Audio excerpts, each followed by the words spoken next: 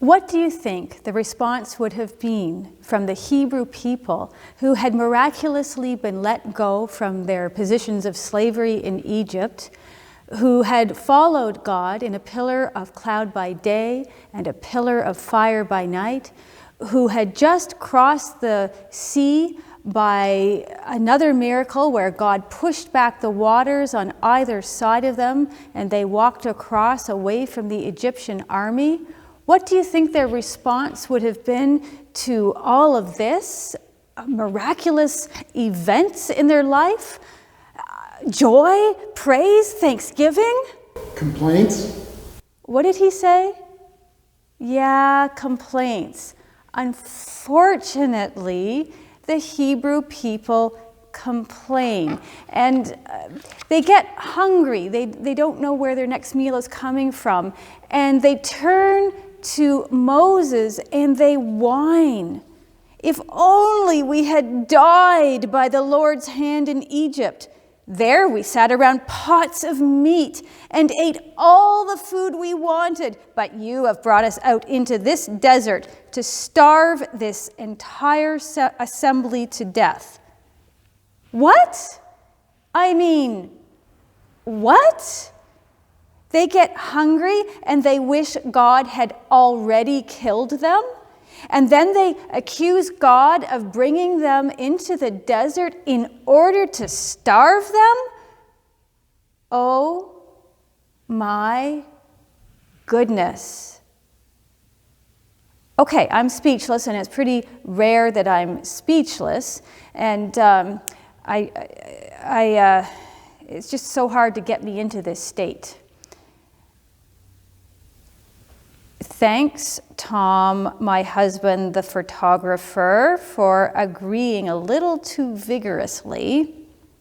Anyway, God has a lot of patience with the Israelite people, and through Moses tells them that food will be provided.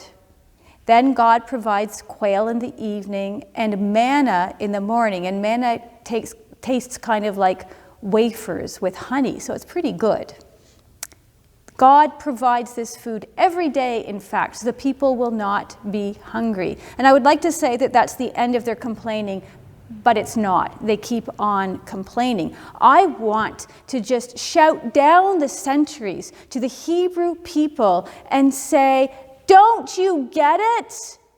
Don't you get that until you learn not to complain like that you just won't be content and it'll take you a lot longer to get to the promised land? Okay, they didn't hear me because it took them 40 years to get to the land that God had promised them. They didn't learn too quickly. Being content. Those Israelites were not content, but we are here today, right? Right? Okay, well, let's look at our lives. As you sit there, I challenge you to answer the questions I'm going to ask. You don't need to answer them out loud, but in yourself, in your mind, just answer the questions honestly. Are you completely and utterly content with your appearance? For instance, do you wish your hair was straight or curly, thicker or thinner? Do you wish you were heavier or lighter, older or younger? Do you ever wish you had a different face, a different personality, different talents?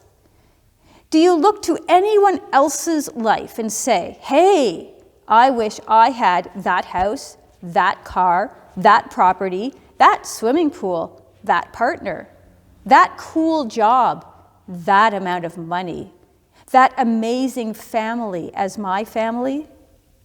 Do you ever look at what others do and say, hey, I wish I could go on the trips they go on, or I wish I could have those amazing social outings? Do you ever get lost in self-pity? Are you perfectly content inside, even with the state of the world as it is, COVID-19, the fact that we're not yet meeting together in churches? Okay, I'm going to ask you this question.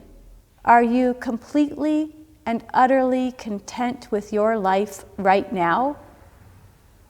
My guess is that most, if not all of us, would say no. Maybe we're not that different from the Hebrew people after all. But here's the interesting thing. In Philippians, Paul writes, "I have learned to be content, whatever the circumstances. I know what it is to be in need, and I know what it is to have plenty. I have learned the secret of being content in any and every situation, whether well-fed or hungry, whether living in plenty or in want." See, Paul knew the secret to being content. Do you want to know that secret? Okay, here it is. I can do everything through him who gives me strength. I can do everything through God who gives me strength. Huh? That's the secret to being content? I have to think about that one.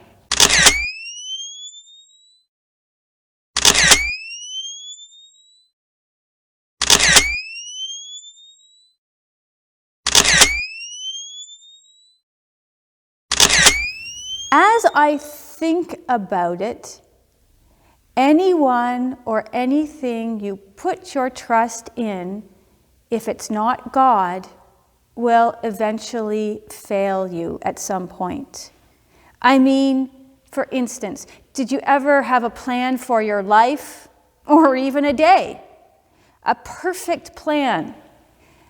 And has your life, or even the day that you just thought about, gone perfectly according to plan?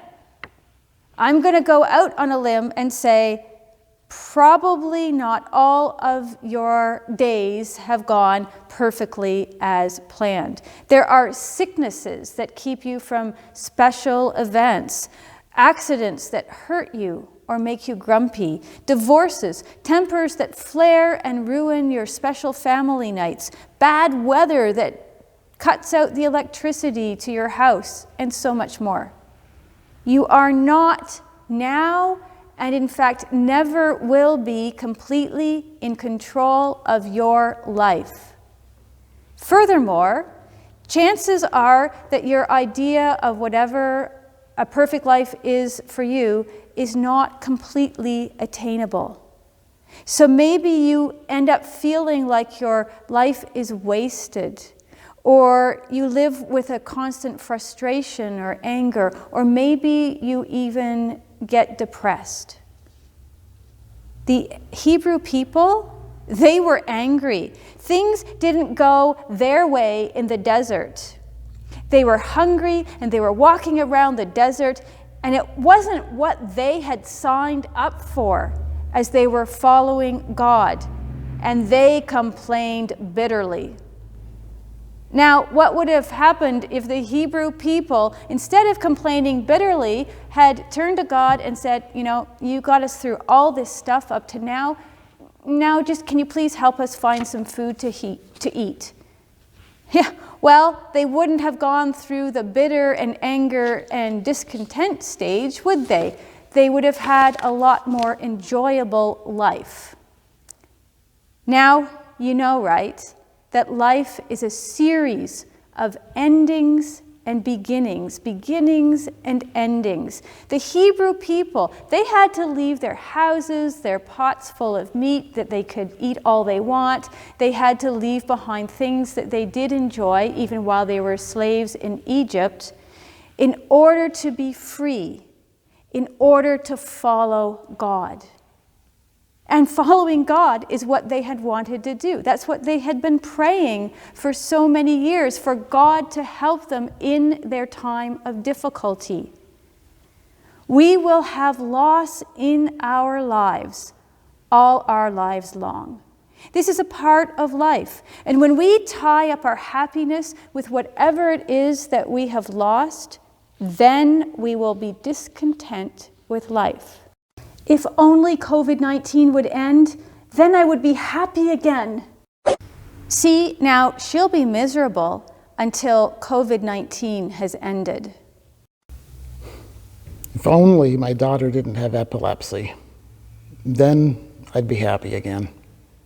See, with this attitude, he'll be miserable because our daughter has epilepsy. The only way to get through life and be truly content in life is to take life as it comes, the endings, the beginnings, the endings, and everything in between, and give it all up to God. God who has the strength and the power to bring us peace in the middle of whatever we're living. I want to tell you that we have had some pretty stressful moments as a family in COVID-19. Yes, we've had some great moments, but there have been some pretty stressful times. I'm not going to speak for the rest of the family, but for myself, I can say that there have been times I've been angry or resentful or feeling bitter inside. But we found in our house that the way to peace is to not be resentful or yell at one another, but is to pray. Do you have a family argument? Pray. Step back and pray. Maybe see Jesus between yourself and the person you want to throw something at. Pray, pray, pray, and God brings peace.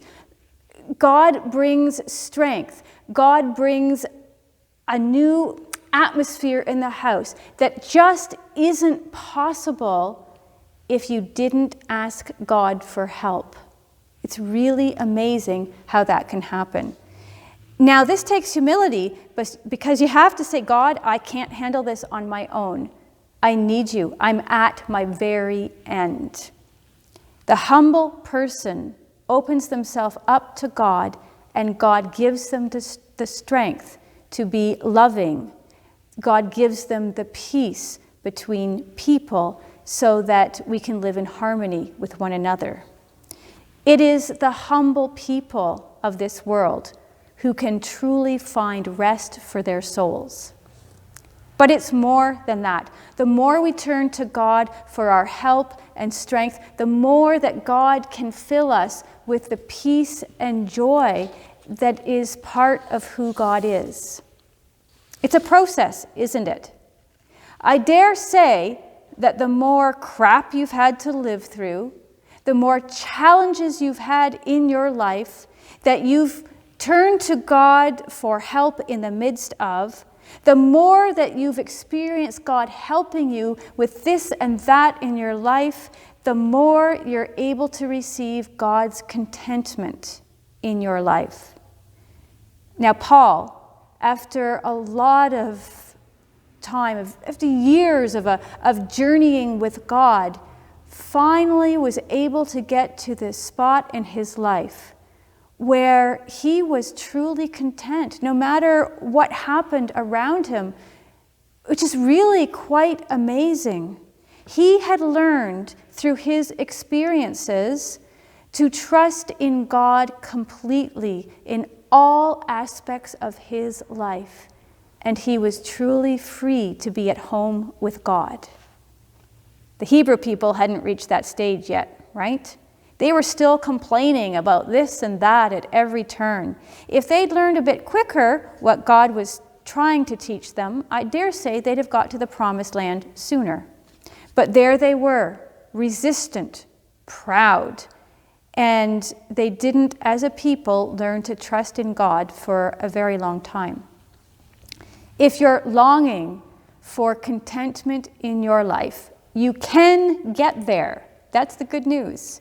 You can be content even as you are right now, imperfections and all. You can be content in your life even when the life around you isn't perfect. You can be truly content here and now, even as you walk towards other goals in your life. But you do have to work at it. Choose with Paul and with countless Christians throughout the ages to turn to Jesus, to turn to God for your daily strength and help. Don't take the easy path and turn back to things that you know aren't helpful in your life, because that won't help you to be content. Keep looking to God for your strength, and God will bring you the strength you need and peace and contentment. And you will know in the midst of your challenges and in the midst of times when you don't feel challenged that life is very good with God. Let us pray. God, contentment in life, no matter what, is not elusive. It's attainable. Help us to turn to you as our strength and guide so that we might be content in life. Amen.